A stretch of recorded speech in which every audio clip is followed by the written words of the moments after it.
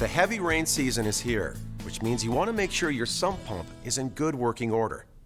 A sump pump removes water that might enter your home through the foundation. Just a little water can cause thousands of dollars in damage, so it's important to make sure your sump pump is ready for everything Mother Nature can throw at it. Here's all you do.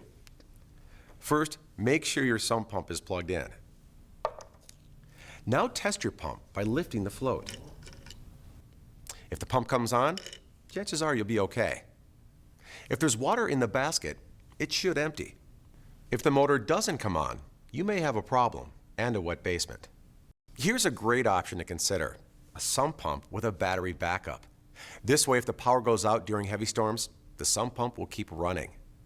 If you want us to inspect or repair or replace your sump pump, give us a call. We'll be happy to help you out.